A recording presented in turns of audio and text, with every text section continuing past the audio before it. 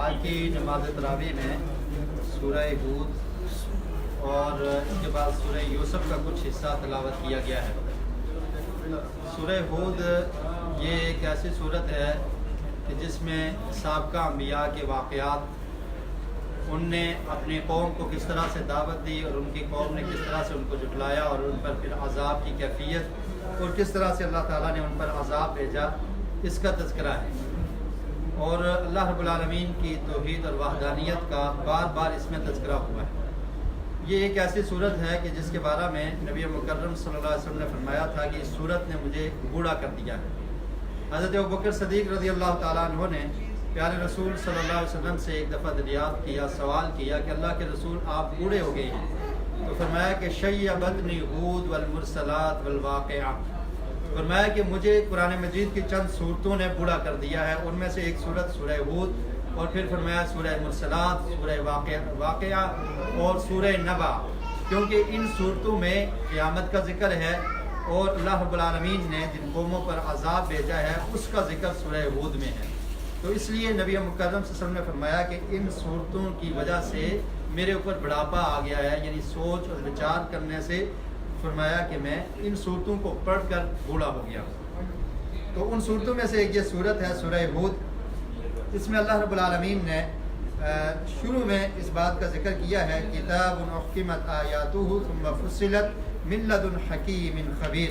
کہ یہ قرآن مجید ایسی کتاب ہے کہ جس میں محکم آیات ہیں، بالکل واضح آیات ہیں، اور اس کو ہم نے تفصیل سے بیان کیا ہے، اور یہ اللہ رب العالمین کی طرف سے ہے جو حکیم بھی ہے اور باخبر بھی ہے۔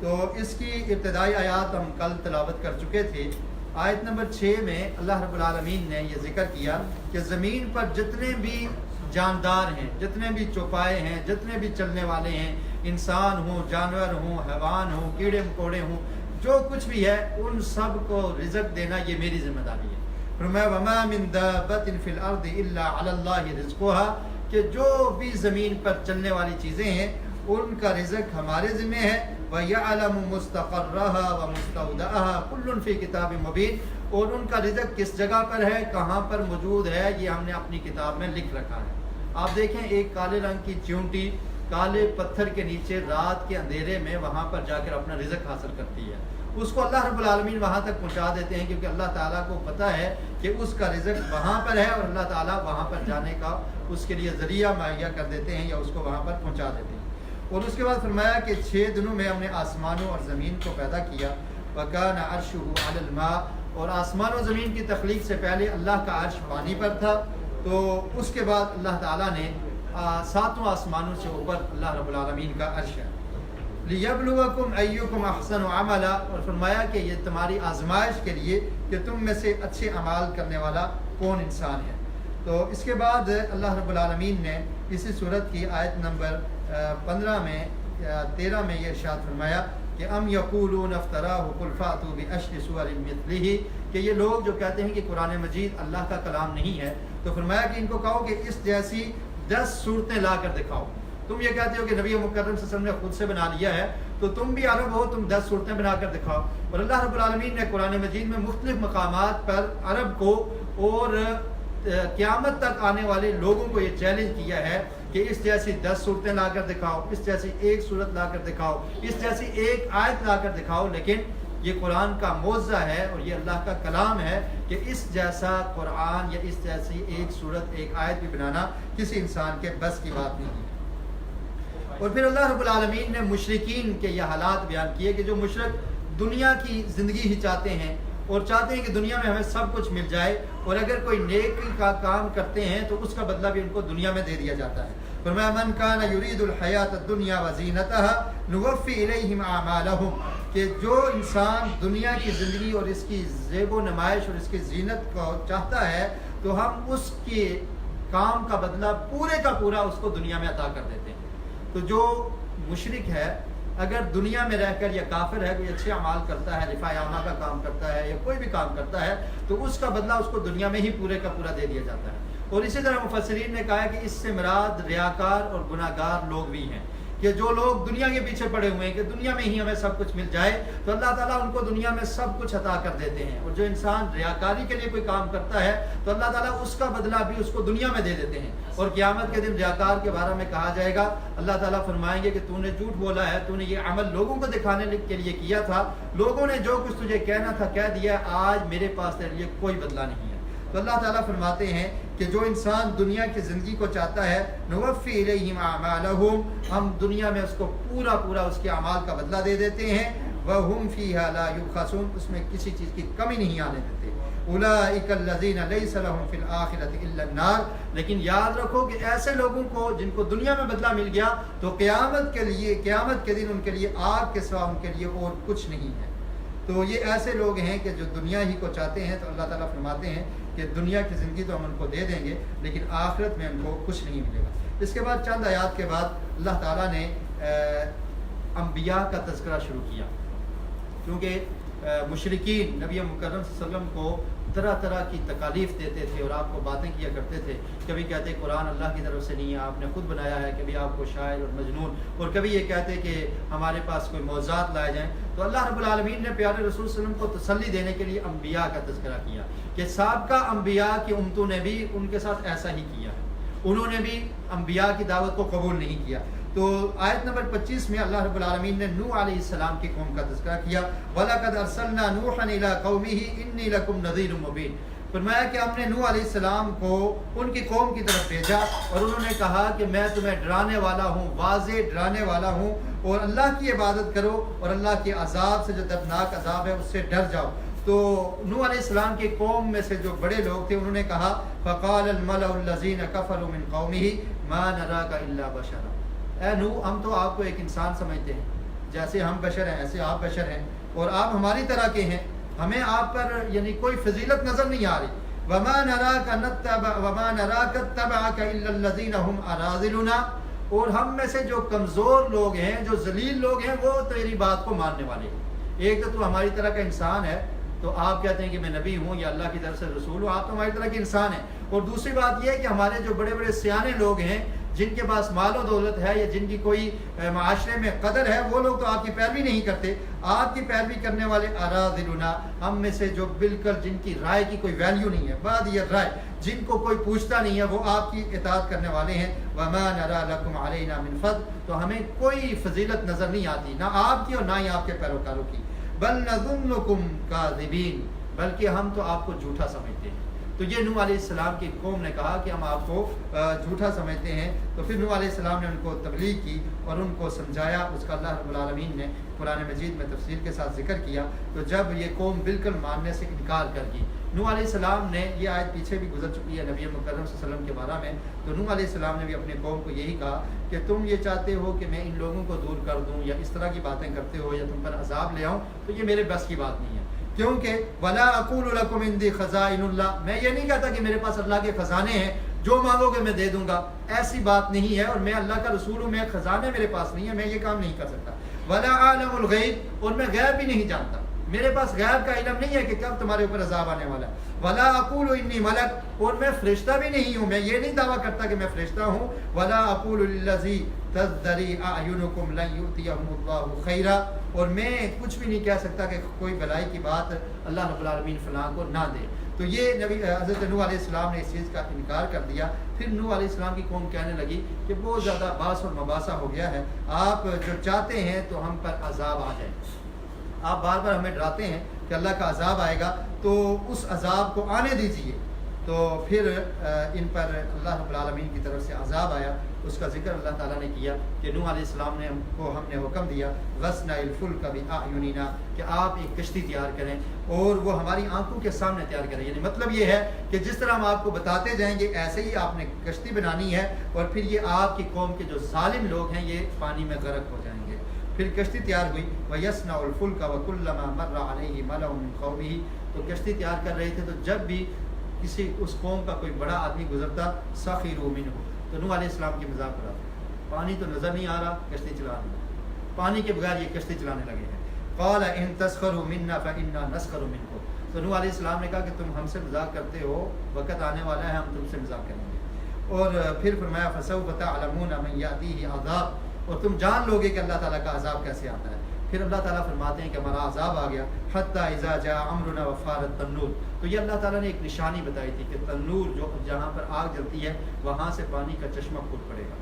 یا اس کا دوسرا مطلب مفسرین نے یہ کیا ہے کہ زمین سے پانی اگلنا شروع ہو جائے گا اور پانی ہی پانی کے چشمے پھوٹ پڑیں گے۔ تو فرمایا کہ جب یہ نشانی ظاہر ہوگی تو اس وقت آپ نے کیا کرنا ہے، قل نحمل فیہا من کل زوجین اثنین، ہر جوڑے میں سے 2 کو بٹھا لینا ہے، یعنی جتنے بھی جانور ہیں تو ان کا جوڑا بٹھانا ہے، اسی طرح مرد اور عورت جو ان کو بٹھا دینا ہے، وَأَهْلَكَ، اور اپنے اہل کو بھی بٹھانا ہے، إِلَّا مَنْ سَبَقَ عَلَيْهِ الْقَوْلُ وَمَنْ آمَنَ، اور جتنے بھی لوگ ایمان لائے ہیں ان کو بھی آپ نے کشتی میں بٹھانا ہے۔ اور یہ ایک بڑی کشتی تیار ہوئی، اور پھر کہا وَقَالَ ارْكُبُوا فِيهَا بِسْمِ اللَّهِ مَجْرَاهَا وَمُرْسَاهَا، کہ اللہ کے نام سے ہی یہ چلنے والی ہے۔ اور کشتی ایسے چلتی تھی کہ جس طرح سمندر کی ایک پہاڑ ہے، بہت بڑا پہاڑ ہے اور ایک بڑی موج ہے، اس طرح یہ کشتی چلتی تھی۔ تو اس وقت وَنَادَى نُوحُ ابْنَهُ، نوح علیہ السلام نے اپنے بیٹے کو کہا کہ اے میرے بیٹے کشتی پہ سوار ہو جا، وَلَا تَكُن مَعَ الْكَافِرِينَ، کفر کرنے والا نہ بن، کشتی میں آ جا، یہ لوگ غرق ہونے والے ہیں۔ لیکن مشرک کی سوچ دیکھیے، وہ اسباب کی طرف دیکھتا ہے، کہنے لگا قَالَ سَآوِي إِلَى جَبَلٍ يَعْصِمُنِي مِنَ الْمَاءِ، کہنے لگا میں اس پہاڑ پر چڑھ جاؤں گا، پہاڑ مجھے بچا دے گا پانی سے، یعنی اسباب کی طرف دیکھا کہ پہاڑ پانی سے بچا دے گا۔ تو نوح علیہ السلام نے کہا قَالَ لَا عَاصِمَ الْيَوْمَ مِنْ أَمْرِ اللَّهِ إِلَّا مَنْ رَحِمَ، آج اللہ کے حکم کے علاوہ کوئی نہیں بچنے والا، جس پر اللہ مہربان ہوگا وہی بچے گا، تم کشتی میں سوار ہو جاؤ۔ وَحَالَ بَيْنَهُمَا الْمَوْجُ فَكَانَ مِنَ الْمُغْرَقِينَ، تو ایک موج آگی درمیان میں حائل ہوگی نوح علیہ السلام اور ان کے بیٹے کے درمیان، اور وہ بیٹا ان کا غرق ہو گیا۔ تو یہ نوح علیہ السلام کے بیٹے کا ذکر اللہ تعالیٰ نے کیا، وَنَادَى نُوحٌ رَبَّهُ، پھر نوح علیہ السلام نے دعا کی اللہ رب العالمین سے۔ باپ میں اولاد کے لیے شفقت ہوتی ہے، تو اس شفقت کا مظاہرہ کرتے ہوئے فرمایا ربی ان ابنی من اہلی، کہ اللہ تعالیٰ تو نے تو وعدہ کیا تھا کہ تیرے اہل کو عذاب نہیں ملے گا، تو میرا بیٹا میرے اہل میں سے ہے، وَإِنَّ وَعْدَكَ الْحَقُّ وَأَنْتَ أَحْكَمُ الْحَاكِمِينَ، اور تیرا وعدہ سچا ہے اور تو بہترین فیصلہ کرنے والا ہے، میرا بیٹا کیوں غرق ہو رہا ہے؟ قَالَ يَا نُوحُ إِنَّهُ لَيْسَ مِنْ أَهْلِكَ، تو اللہ تعالیٰ نے فرمایا کہ اے نوح یہ تیری اہل میں سے نہیں ہے، إِنَّهُ عَمَلٌ غَيْرُ صَالِحٍ، کیوں؟ کیونکہ اس کے اعمال اچھے نہیں ہیں، اس کی صحبت غیر مسلم کے ساتھ تھی، یعنی جو نوح علیہ السلام کے پیروکار نہیں تھے تو ان کے ساتھ ان کی صحبت تھی۔ تو فرمایا کہ تجھے اس چیز کا علم نہیں ہے، اس کے اعمال اچھے نہیں تھے، فَلَا تَسْأَلْنَ مَا لَيْسَ لَكَ بِهِ عِلْمٌ، کہ اے نوح جس چیز کا علم نہیں ہے آپ اللہ تعالیٰ سے وہ سوال نہ کریں، انی اعیذک ان تکون من الجاہلین، اور میں آپ کو یہ نصیحت کرتا ہوں کہ کہیں آپ جاہلوں میں سے نہ ہو جائیں۔ تو پھر نوح علیہ السلام نے اللہ تعالیٰ سے دعا کی ربی انی اعوذ بک ان اسألک ما لیس لی بہ علم، اللہ تعالیٰ میں تیری پناہ میں آتا ہوں کہ میں نے کوئی ایسا سوال کر دیا جس کے بارے میں مجھے علم نہیں تھا، وَإِلَّا تَغْفِرْ لِي وَتَرْحَمْنِي، تو ہی معاف کرنے والا ہے، تو میرے اوپر رحم فرما اور مجھے معاف کر دے۔ تو یہ نوح علیہ السلام کا ذکر اللہ تعالیٰ نے کیا، اور اس کے بعد اللہ رب العالمین نے اخاہم ہودا، قوم عاد کا ذکر کیا کہ ان کی طرف ہود علیہ السلام کو پیغمبر بنا کر بھیجا تھا، انہوں نے بھی سب سے پہلے اللہ تعالیٰ کی توحید کی دعوت دی، اور پھر اپنے قوم کو کہا یا قوم استغفروا ربکم ثم توبوا الیہ، کہ اے میری قوم کے لوگوں اللہ سے استغفار کر لو، توبہ کرو، اور توبہ کا فائدہ یہ ہوگا یرسل السماء علیکم مدرارا، کہ اللہ تعالیٰ آسمان سے تمہارے اوپر بارش بھی نازل کرے گا، ویزدکم قوۃ الی قوتکم، اور تمہاری قوت میں اضافہ کر دے گا، ولا تتولوا مجرمین، اور مجرم بن کر اللہ کی وحدانیت سے انکار نہ کرو، اللہ کی عبادت کرو اور اللہ کا کہا مان لو اور اللہ کے ساتھ کسی کو شریک نہ کراؤ۔ تو ان لوگوں نے بھی ایسا ہی کیا، اللہ کے ساتھ شرک کرتے تھے، اور ہود علیہ السلام کی بات کو انہوں نے ماننے سے انکار کر دیا۔ تو پھر اللہ رب العالمین نے ہود علیہ السلام کو اور ان پر جو ایمان لانے والے تھے ان کو نجات دی، اور جو ان کی قوم تھی جن نے نافرمانی کی تو ان پہ اللہ رب العالمین نے عذاب بھیج دیا۔ اور اس کے بعد پھر اللہ تعالیٰ نے سمود، قوم سمود کا ذکر کیا کہ ان کی طرف صالح علیہ السلام کو بھیجا گیا تھا، انہوں نے بھی سب سے پہلے توحید کی دعوت دی، اور پھر یہ ان کی قوم کہنے لگی کہ آپ اے صالح آپ ہم میں ایک اچھے آدمی ہیں،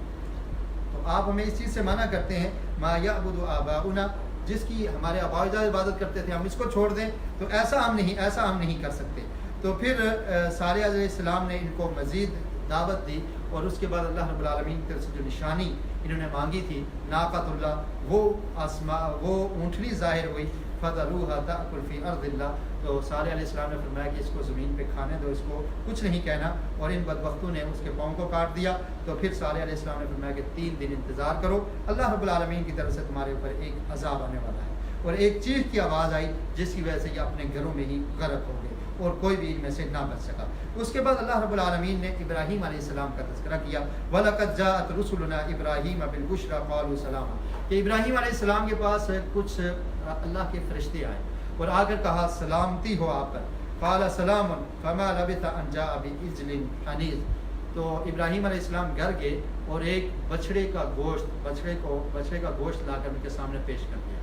انہوں نے یہ سمجھا کہ مہمان آئے ہیں، تو چونکہ انسانی شکل میں تھے تو بچڑے کا گوشت پیش کیا۔ فَلَمَّا رَأَىٰ أَيْدِيَهُمْ لَا تَصِلُ إِلَيْهِمْ، جب دیکھا تو وہ کھاتے نہیں تھے، انہوں نے اس گوشت کو ہاتھ ہی نہ لگایا، تو ابراہیم علیہ السلام تھوڑے سے پریشان ہوئے، تو انہوں نے فرمایا کہ پریشان نہ ہوں، ہم آپ کی طرف نہیں بلکہ قوم لوط کی طرف ہمیں بھیجا گیا ہے، ہم قوم لوط کی طرف عذاب لے کر آئے ہیں۔ وَامْرَأَتُهُ قَائِمَةٌ فَضَحِكَتْ فَبَشَّرْنَاهَا بِإِسْحَاقَ، اور پھر کہا ابراہیم علیہ السلام کو خوشخبری دے کر چلے گئے کہ ہم آپ کو خوشخبری دیتے ہیں کہ آپ کے ہاں اسحاق پیدا ہوگا، وَمِنْ وَرَاءِ إِسْحَاقَ یعقوب، اور اسحاق کے بعد یعقوب کی خوشخبری ہم آپ کو سناتے ہیں۔ تو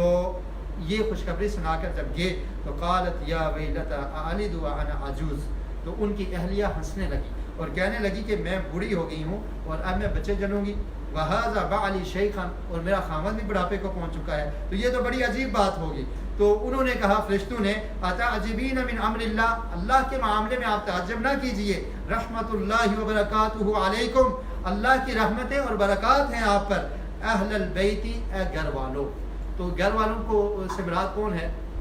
ابراہیم علیہ السلام کی زوجہ۔ تو اس لیے ہم کہتے ہیں کہ اہل البیت میں ازواج مطہرات بھی شامل ہیں۔ قرآن مجید میں ابراہیم علیہ السلام کی زوجہ کو اہل البیت کہا گیا ہے۔ تو جو لوگ کہتے ہیں کہ نہیں اہل البیت میں ازواج مطہرات نبی مکرم صلی اللہ علیہ وسلم کی جو زوجات ہیں امہات المومنین، ان کو نکال دیتے ہیں، تو ان کے پاس کوئی دلیل نہیں ہے، بلکہ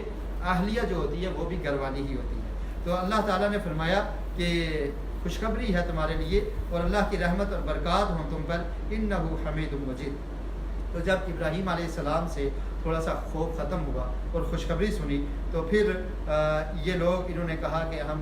جانے والے ہیں قوم لوط کی طرف۔ جب قوم لوط کے پاس پہنچے تو وہ لوگ بڑے بدبخت تھے، تو انہوں نے جب دیکھا وَلَمَّا جَاءَتْ رُسُلُنَا لُوطًا سِیءَ بِهِمْ وَضَاقَ بِهِمْ ذَرْعًا وَقَالَ هَذَا يَوْمٌ عَصِیبٌ، اور ایک بہت سخت عذاب آنے والا تھا قوم لوط پر، تو لیکن ان کی قوم اسی طرح اپنی خوشخبریوں میں اور ان فرشتوں کے ساتھ انہیں چھیڑخانی شروع کر دی۔ تو لوط علیہ السلام نے کہا کہ اے میری قوم، ہؤلاء بناتی ہن اطہر لکم، یہ تمہاری عورتیں ہیں، ان کے ساتھ تم اپنی خواہش نفسانی کو پورا کر سکتے ہو، تمہاری زوجات ہیں۔ تو لوط علیہ السلام نے یہاں بیٹیوں کا ذکر کیا، یعنی بیٹیوں سے مراد یہ ہے کہ نبی کی جو امتی ہوتے ہیں وہ سب تمام ہی بیٹیوں میں آتی ہیں، یا پھر اپنی بیٹیوں کا کہا کہ میری بیٹیاں ہیں تم ان سے شادی کر سکتے ہو، اور یہ تمہارے لیے طریقہ ہے۔ فاتقوا اللہ ولا تخزونی فی ضیفی، یہ میرے مہمان ہیں، مجھے رسوا نہ کرو، اللہ تعالیٰ سے ڈر جاؤ۔ الیس منکم رجل رشید، تم میں سے کوئی ایک آدمی بھی سمجھدار نہیں ہے، کس کام کے پیچھے پڑ گئے اور کیا کام تم کر رہے ہو؟ تو جب یہ فرشتوں نے اس بات کو سنا تو لوط علیہ السلام کو تسلی دی کہ یا لوط انا رسل ربک لن یصلوا الیک، یہ ہمارا کچھ نہیں بگاڑ سکتے، ہم اللہ کی طرف سے بھیجے ہوئے ہیں اور ان پر ایک عذاب آنے والا ہے، اور صرف صبح کا انتظار کیجئے، صبح قریب ہی ہے، دور نہیں ہے۔ اور پھر ایسا اللہ تعالیٰ کی طرف سے عذاب آیا کہ اللہ تعالیٰ فرماتے ہیں کہ ہم نے ان پر بارش برسائی، وَأَمْطَرْنَا عَلَيْهَا حِجَارَةً مِّن سِجِّيلٍ مَّنضُودٍ، پتھر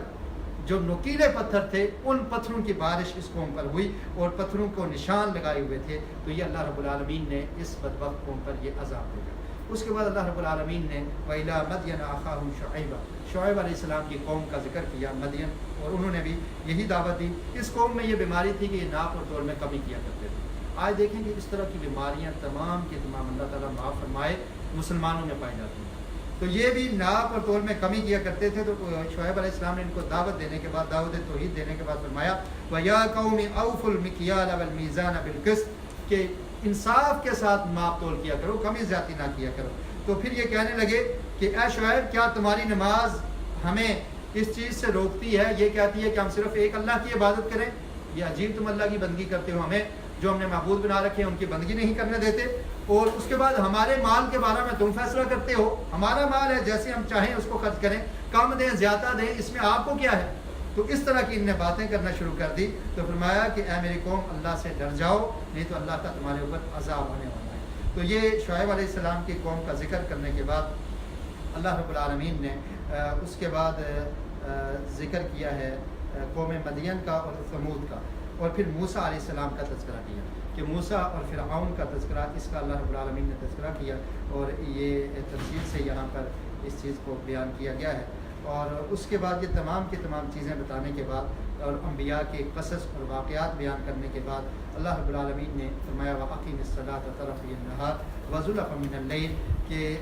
दिन के जो ख़त्म होने वाले किनारे हैं, यानी सुबह के टाइम और शाम के वक्त अल्लाह की इबादत किया करो, नमाज अदा किया करो। इन्नल हसनात युज़हिबन सय्यात, कि बेशक नेकियां जो हैं ये बुराइयों को ख़त्म कर देती हैं। ज़ालिका ज़िक्रा लिज़्ज़ाकिरीन, और फरमाया कि ये नसीहत वालों के लिए एक बेहतरीन नसीहत है। और ये तमाम वाक़यात बयान करने का मकसद, और फिर अल्लाह ताला ने फरमाया कि अगर हम चाहते तो ये तमाम लोगों को एक ही उम्मत बना देते और इनमें कोई इख्तिलाफ ना होता, लेकिन इनको परखना था, इनका इम्तिहान लेना था कि कौन सा वो इंसान है जो अल्लाह और अल्लाह के रसूलों की बात को मानकर उनकी पैरवी करता है और वो जन्नत का मुस्तहिक बन जाएगा, और कौन सा वो इंसान है वो अपनी मनमानी पे चलता है, अपनी ख्वाहिशात की पैरवी करता है, या अल्लाह और अल्लाह के रसूलों का दुश्मन बन के ज़िंदगी बसर करता है। वतम्मत कलिमतु रब्बिका लअम्लअन्न जहन्नम मिनल जिन्नति वन नासी अजमाइन, तो हमने जहन्नम भी तो तैयार कर रखी है, उसमें भी जिन्नों और इंसानों को डालना है और जिन्नों और इंसानों से उस जहन्नम को बनना है। तो फरमाया कि हम जुल्म नहीं करते, बल्कि ये लोग खुद अपने आप पे जुल्म करते हैं,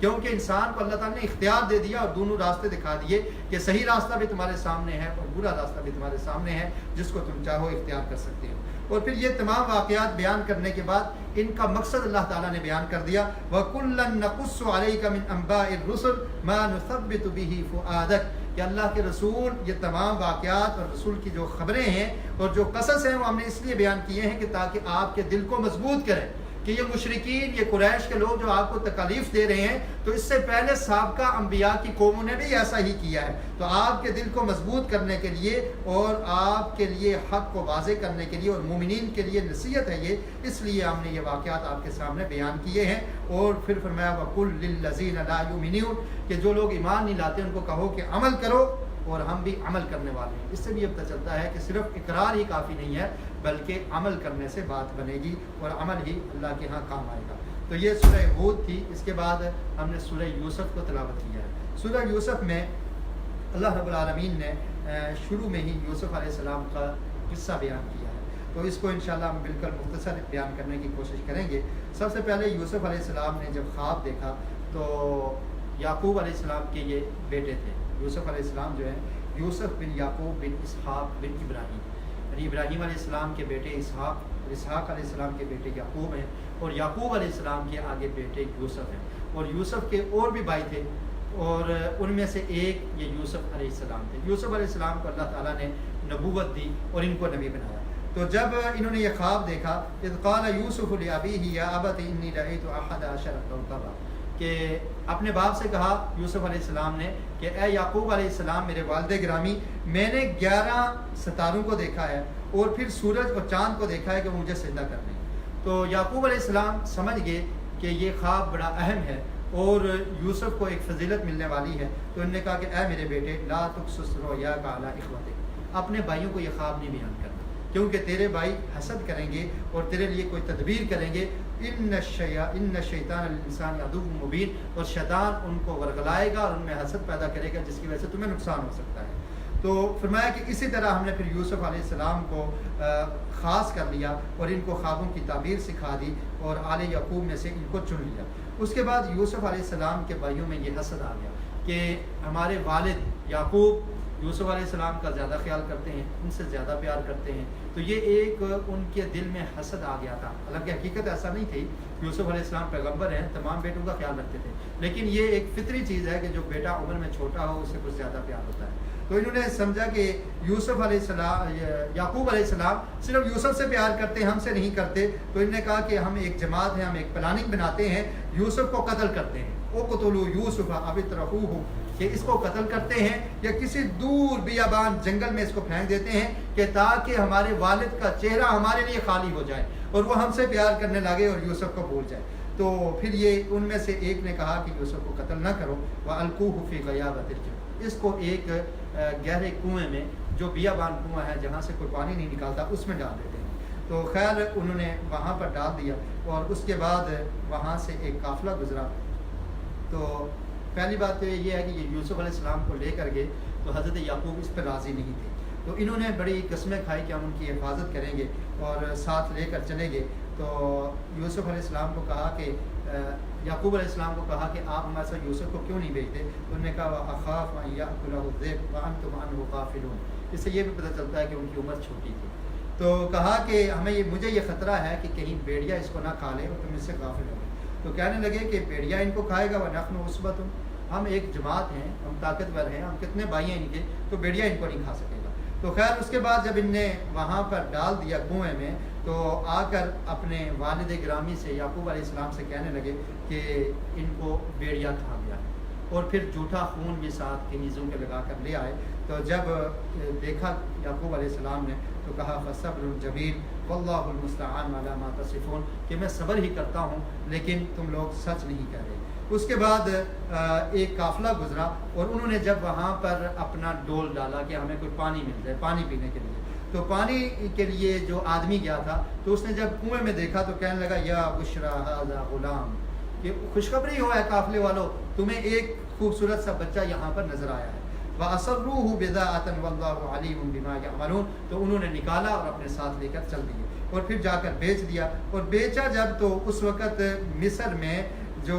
بادشاہ تھا اس کی عورت نے اس کو خرید لیا، اور خریدنے کے بعد اپنے گھر لے آیا، بلکہ بادشاہ نے خرید لیا اور خرید کر اپنے گھر لے آیا اور اپنی زوجہ کو کہنے لگا کہ اس کو گھر میں جگہ دے دو، ممکن ہے کہ ہم اس کو اپنا بیٹا بنا لیں گے یا یہ ہمیں جو ہے نا اس سے فائدہ حاصل ہوگا۔ تو خیر یوسف علیہ السلام اس طرح ان کے گھر پرورش پائے، اور اللہ تعالیٰ فرماتے ہیں وَلَمَّا بَلَغَ أَشُدَّهُ آتَيْنَاهُ حُكْمًا وَعِلْمًا، جب وہ مضبوط ہوئے، قوت کو پہنچے، تو ہم نے ان کو حکمت بھی دے دی اور علم بھی عطا کر دیا۔ تو اس کے بعد جب وہاں پر رہنے لگے پھر ایک اور واقعہ پیش آیا۔ پہلی تو آپ یہ دیکھیں کہ کس طرح یوسف کے بھائیوں نے حسد کیا، تو اللہ رب العالمین نے یوسف علیہ السلام کو وہاں سے بچا کر ایک محل میں پہنچا دیا۔ اب محل میں دوسری پرابلم یہ ہوئی کہ جو عزیز مصر کی جو عورت تھی اس نے ان کو اپنی طرف ورگلانا چاہا اور دروازے بند کر دیے، جس کا اللہ تعالیٰ نے قرآن مجید میں ذکر کیا وَغَلَّقَتِ الْأَبْوَابَ وَقَالَتْ حَيْثَ لَكَ قَالَ مَعَاذَ اللَّهِ۔ تو یوسف علیہ السلام نے کہا کہ میں اللہ کی پناہ ہے، میں ایسا کام نہیں کر سکتا۔ اور اس کے بعد جب دروازے سے نکلنے لگے تو دیکھا کہ وہ بادشاہ دروازے پہ کھڑا ہے، تو یہ عورت کہنے لگی کہ یوسف نے مجھے ورگلانے کی کوشش کی ہے، تو اس کو آپ سزا دیں، اور پھر خود ہی سزا بیان کر دی کہ اس کی سزا کیا ہو سکتی ہے، ان یسجن او عذاب الیم، کہ اس کو گرفتار کر لیا جائے یا اس کو دردناک عذاب دیا جائے۔ تو یہ سزا چوز ہوئی۔ تو اس کے بعد یوسف علیہ السلام نے کہا کہ میں ایسا کرنے والا نہیں ہوں، بل ہی راودتنی عن نفسی، اس نے مجھے اس کی طرف مشغول کیا تھا اور اس نے مجھے ورگلانے کی کوشش کی تھی۔ وشہد شاہد من اہلیہا، اور تمہارے گھر کا ہی ایک گواہ موجود ہے۔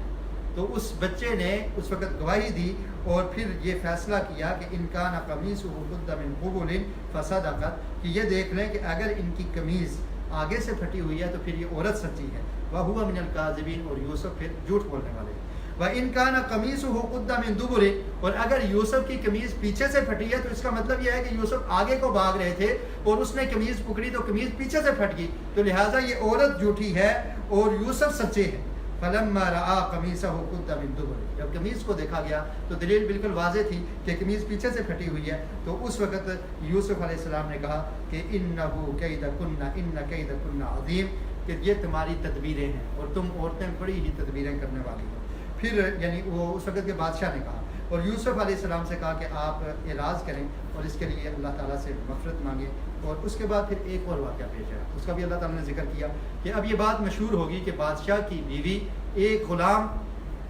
اس کے ساتھ اس طرح کا اس کے عشق میں مبتلا ہوگی یا اس کی محبت میں مبتلا ہوگی۔ تو یہ بات جب عام ہوئی تو عورتوں نے باتیں کرنا شروع کر دی۔ تو عزیز مصر کی جو عورت تھی اس نے تمام کی دعوت، اس کو کہا کہ تم میرے گھر میں آؤ فلما سمعت بمکرہن ارسلت الیہن وآتت لہن متقا، ایک دسترخوان سجایا، وآتت کل واحدۃ منہن سکینہ، اور ہر ایک کو ایک ایک چھری ہاتھ میں دے دی، وقالت اخرج علیہن، اور کہا کہ یوسف کو کہا کہ اب آپ یہاں سے گزر کے جائیں یا ان کے سامنے ظاہر ہوں اور نکلیں۔ فلما رأینہ اکبرنہ، جب انہوں نے یوسف علیہ السلام کو دیکھا، ان کے حسن کو دیکھا، تو وقطعن ایدیہن وقلن حاشا للہ، انہوں نے اپنے ہاتھوں کو کاٹ ڈالا اور کہا کہ اللہ کی پناہ، ما ھذا بشرا، یہ بشر نہیں ہو سکتا، ان ھذا الا ملک کریم، یہ تو اللہ تعالیٰ کا کوئی فرشتہ ہے۔ تو پھر عزیز مصر کی عورت نے کہا کہ تم مجھے ملامت کرتی تھی، دیکھ لیا اپنا حال، تو اس کو میں نے اپنے نفس کی طرف راغب کرنے کی کوشش کی تھی، اور اگر اس نے میری بات کو نہ مانا لَيَسْجُنَنَّ وَلَيَكُونَنَّ مِنَ الصَّاغِرِينَ، تو ہم اس کو ذلیل کر کے جیل میں ڈال دیں گے۔ تو اس وقت یوسف علیہ السلام نے اللہ تعالیٰ سے دعا کی، قال رب السجن احب الی مما یدعوننی الی، دیکھیں گناہ سے کتنی نفرت ہوتی ہے انبیاء کو اور اللہ کو ماننے والوں کو، کہا اللہ تعالیٰ مجھے جیل پسند ہے، جیل مجھے زیادہ محبوب ہے، اس کام کو میں کروں جس کی مجھے دعوت دے رہے ہیں، یا تو آپ مجھے میرے لیے کوئی راستہ بنا دیں تاکہ میں ان عورتوں کے جال سے نکل سکوں۔ اللہ تعالیٰ نے فاستجاب له ربه فصرف عنه كيدهن، تو اللہ تعالیٰ نے یوسف علیہ السلام کی دعا کو قبول کیا اور ان کو وہاں سے بچا لیا۔ خیر اس کے بعد ان کو جیل ہوئی، اور اس کے بعد ایک اور واقعہ پیش آیا جیل میں واقعہ جو پیش آیا اس کا بھی اللہ تعالیٰ نے قرآن مجید میں ذکر کیا کہ دو اور آدمی تھے جو یوسف علیہ السلام کے ساتھ جیل میں گرفتار تھے۔ قال احدهما انی ارانی اعصر خمرا، ان دونوں نے خواب دیکھا، ایک کہنے لگا کہ میں شراب نچوڑتا ہوں، اور دوسرا کہنے لگا کہ میں یہ دیکھ رہا ہوں احمل فوق راسی خبزا تاکل الطیر منہ، کہ میں نے اپنے سر پہ روٹیاں اٹھائی ہوئی ہیں اور وہاں سے پرندے آ کر نوچ کے ان روٹیوں کو کھا رہے ہیں۔ تو ہمیں اس کی تعبیر بتائی دیجیے۔ یوسف علیہ السلام نے کہا کہ تمہارا کھانا آنے سے پہلے میں تمہیں اس کی تعبیر بتا دوں گا۔ تعبیر بتا دی اور فرمایا کہ جو تم میں سے یہ کہتا ہے نا کہ میں نے شراب نچوڑنی ہے، وہ جیل سے رہا ہو جائے گا اور وہ جا کر بادشاہ کا پانی پلانے والا یا اس کو شراب پلانے والا بن جائے گا اور بادشاہ کو جا کر پانی پلایا کرے گا۔ اور جو دوسرا جس نے کہا تھا کہ میرے سر کے اوپر روٹیاں ہیں، تو فرمایا کہ اس کو قتل کر دیا جائے گا، اس کو سولی ہو جائے گی۔ تو اس سے پہلے تعبیر بتانے سے پہلے یوسف علیہ السلام نے ان کو توحید کی دعوت دی۔ فرمایا واتبعت ملۃ آبائی ابراہیم و اسحاق و یعقوب، کہ میں نے اپنی قوم کو چھوڑا ہے جو قوم اللہ پر ایمان نہیں رکھتی تھی، آخرت پر ایمان نہیں رکھتی تھی، اور میں اپنے آبا و اجداد ابراہیم، اسحاق اور یعقوب کے دین کی پیروی کرتا ہوں، اور ما کان لنا ان نشرک باللہ من شیء، اور ہم اللہ کے ساتھ کسی کو شریک نہیں کرتے، اور یہ اللہ تعالیٰ کا فضل ہے ہم پر، لیکن اکثر لوگ اللہ کا شکر ادا نہیں کرتے۔ اور پھر فرمایا کہ اے میرے جیل کے دوستو، ارباب متفرقون خیر ام اللہ الواحد القہار، کہ جو تم نے ہزاروں رب بنا رکھے ہیں، ارباب رب کی جمع ہے کہ جو تم نے رب بنا رکھے ہیں، جن کی تم عبادت کرتے ہو، جن سے مانگتے ہو، کیا یہ بہتر ہے یا ایک اللہ کی عبادت وہ اکیلا بہتر ہے؟ ما تعبدون من دونہ الا اسماء سمیتموها انتم، یہ جو تم نے نام رکھے ہیں نا، یہ تم نے خود سے رکھے ہیں، اللہ رب العالمین نے اس کے لیے آسمان سے کوئی دلیل نازل نہیں کی۔ تو اس سے بھی یہ پتہ چلتا ہے کہ جو انسان شرک کرتا ہے تو وہ اپنے پاس سے کرتا ہے، اس کے پاس کوئی دلیل نہیں ہوتی، وہ بہانے بناتا ہے کہ یہ دلیل ہے، یہ دلیل ہے، کوئی دلیل نہیں ہوتی۔ فرمایا ما انزل اللہ بہا من سلطان، اللہ نے کوئی دلیل نازل نہیں کی، یہ نام تم نے خود ہی رکھے ہیں اور تمہارے آباء و اجداد نے رکھے ہیں، اور تم پھر ان کی عبادت کرتے ہو۔ اور اس کے بعد ان کو یہ خواب کی تعبیر بتا دی، اور جس نے جیل سے نجات پانی تھی اس کو ساتھ یہ بھی کہہ دیا کہ جب تم بادشاہ کے پاس جاؤ گے تو جا کر میرا بھی ذکر کرنا،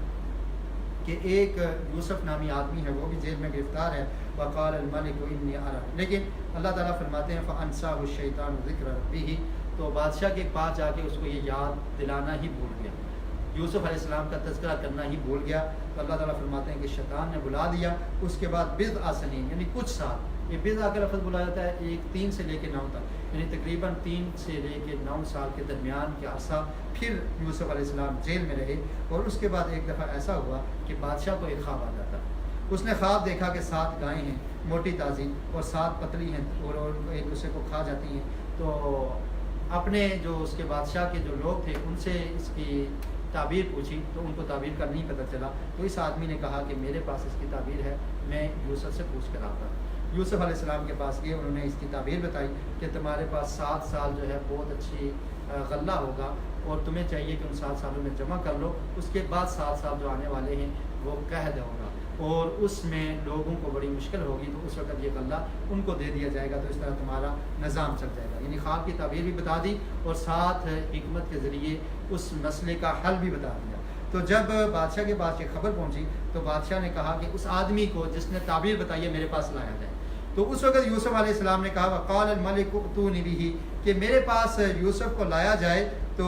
یوسف علیہ السلام نے جانے سے پہلے کہا کہ ان عورتوں کے بارے میں جا کے بادشاہ سے پوچھو کہ جن عورتوں نے اپنے ہاتھوں کو کاٹا تھا ان کا کیا معاملہ ہے. تو بادشاہ نے عورتوں سے پوچھا. تو اس وقت پھر جو عزیز مصر کی جو زوجہ تھی تو اس نے کہا حس الحق انا راودته عن نفسه، کہ میں نے یوسف کو اپنی طرف راغب کرنے کی کوشش کی تھی، آج حق واضح ہو چکا ہے اور بے شک وہ سچے آدمی میں سے تھا. تو اس کے بعد پھر یوسف علیہ السلام کو اللہ رب العالمین نے عزت دی اور مصر کا بادشاہ ان کو بنا دیا. اور یوسف علیہ السلام نے ان سے کہا کہ آپ مجھے اس امانت پہ بٹھا دیں، میں خیانت نہیں کرنے والا اور انشاءاللہ آپ کا یہ نظام اچھی طرح سے چلے گا. چنانچہ پھر بٹھا دیا گیا اور لوگوں میں قید سالی جب عام ہوئی تو پھر یوسف علیہ السلام کے بھائی بھی غلہ لینے کے لیے آئے. یہ بھی آج ہم نے پڑھا، اس کا صرف تذکرہ کر دیتے ہیں مختصر. تو یوسف علیہ السلام کے جب بھائی آئے تو یوسف علیہ السلام نے ان میں سے اپنے بھائی کو روک لیا. نہیں، پہلی دفعہ جب آئے تو بھائی کو ساتھ نہیں لے کر آئے. تو یوسف علیہ السلام نے کہا کہ تم ایسے کرو کہ اگلی دفعہ جب آؤ گے تو جو تمہارا بھائی گھر میں ہے اس کو بھی ساتھ لے کر آنا. تو انہوں نے جا کر اپنے والد یعقوب علیہ السلام سے تذکرہ کیا کہ بادشاہ کہہ رہا ہے کہ اپنے دوسرے بھائی کو بھی لے کر آنا. اور جب سامان کھولا تو سامان میں وہی جو پونجی یعنی جو قیمت لے کر آئے تھے وہ بھی یوسف علیہ السلام نے واپس کر دی تھی کہ تاکہ یہ لوگ پلٹ کر آئیں. تو جب انہوں نے سامان کھولا تو کہنے لگے کہ ہمارے والد دیکھیے ہمیں یہ چیز بھی واپس مل گئی ہے، اور بادشاہ نے کہا ہے کہ اگلی دفعہ تم اپنے بھائی کو لے کر آؤ گے تو ایک اونٹ اور تمہیں زیادہ غلے کا ملے گا. چنانچہ وہ دوسری دفعہ بھائی کو لینے کا انہوں نے مطالبہ کیا تو یعقوب علیہ السلام نے اس چیز سے انکار کر دیا، کیونکہ یعقوب علیہ السلام کہنے لگے کہ فَأَرْسِلْ مَعَنَا أَخَانَا نَقْتَلْ وَإِنَّا لَهُ لَحَافِظُونَ. کہنے لگے کہ یہ یعقوب کے بیٹے یوسف علیہ السلام کے بھائی کہ ہمارے ساتھ ان کو بھیجیے، ہم اس کی حفاظت کرنے والے ہیں. قَالَ هَلْ آمَنُكُمْ عَلَيْهِ إِلَّا كَمَا آمَنْتُكُمْ عَلَىٰ أَخِيهِ. یعقوب علیہ السلام نے کہا کہ پہلے تم نے مجھ سے ایسے ہی وعدے کیے تھے تو ایک بھائی کو جا کر تم غائب کر آئے ہو تو اب دوسرے کو بھی لے کر جانا چاہتے ہو. میں کیسے تمہاری بات پر یقین کر لوں کہ پہلے تم ایک کام کر چکے ہو. تو وہ کہنے لگے کہ ہم قسمیں کھانے لگے. فلما فتحوا متاعهم، جب انہوں نے اپنے سامان کو کھولا تو وہ چیز بھی اس میں سے یعنی سامان جو ان کی پونجی تھی وہ بھی واپس مل گئی. تو یعقوب علیہ السلام نے کہا کہ لن ارسلہ معکم حتی تؤتون موثقا، کہ جب تک تم مجھ سے پختہ وعدہ نہیں کر لیتے اس وقت تک میں نہیں بھیجوں گا. تو پھر انہوں نے پختہ وعدہ کیا اور کہا کہ اس کو چھوڑ کے نہیں آنا، مگر اگر کوئی ایسی بات بن جاتی ہے کہ تم تمام کو ہی روک دیا جاتا ہے تو یہ ایک الگ چیز ہے، لیکن اس کو تم نے چھوڑ کے نہیں آنا. اور پھر یعقوب علیہ السلام نے اپنے بیٹوں کو ایک وصیت کی کہ یا بنی لا تدخلوا من باب واحد، کہ ایک دروازے سے سب نہیں داخل ہونا، کیونکہ نظر بد حق ہے. تو یعقوب علیہ السلام یہ سمجھتے تھے کہ کہیں میرے بیٹوں کو نظر نہ لگ جائے. اور اس کے بعد فرمایا کہ اللہ پر مجھے توکل ہے، اللہ پر ہی توکل کرتا ہوں، لیکن یہ ایک سبب ہے، اس سبب کو تم اختیار کر لینا. فلما دخلوا من حيث امرهم ابوهم ما كان يغني عنهم من الله من شيء. تو فرمایا کہ جب وہ اس دروازوں سے داخل ہوئے جس کا اللہ رب العالمین نے حکم دیا تھا تو یوسف علیہ السلام نے اپنے بھائی کو پہچان لیا اور اپنے بھائی کو اپنے پاس بٹھا لیا. اور اس کے بعد ان کا سامان تیار کرنے کا حکم دیا. غلہ تیار کیا گیا اور اس میں جس سے غلہ ڈالتے تھے اس پیمانے کو ایک میں رکھ دیا. جب رکھا تو بادشاہ کا، چونکہ یوسف علیہ السلام بادشاہ تھے تو لوگوں نے آواز دی کہ تم میں سے ایک چور ہے. انہوں نے کہا ہم میں سے کوئی چوری کرنے والا نہیں ہے، ہم تو بڑے نیک لوگ ہیں. تو کہنے لگے کہ اگر تم میں سے چوری برآمد ہوگی تو کیا ہوگا. تو کہا کہ برآمد ہوئی، جس سے برآمد ہوئی تو وہی اس کا بدلہ ہے. چنانچہ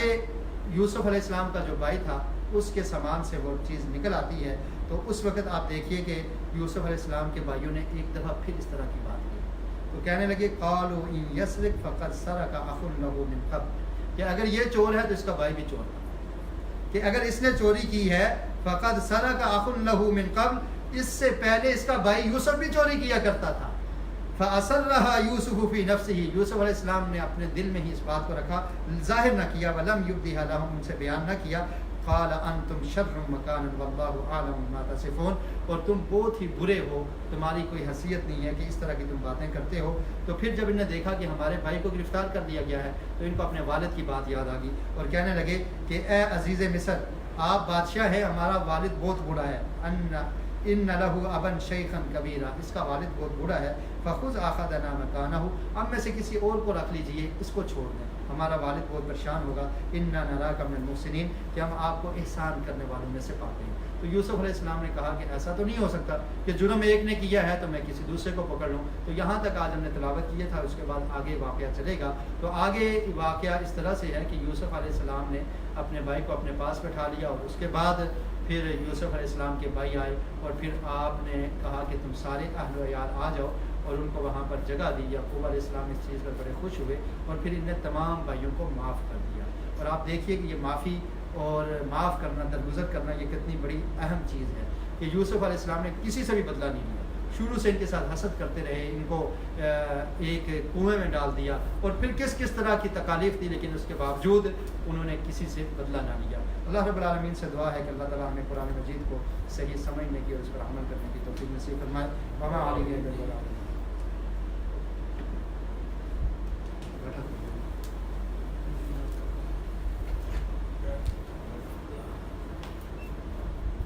بند کرنا یا ٹھیک کرنا؟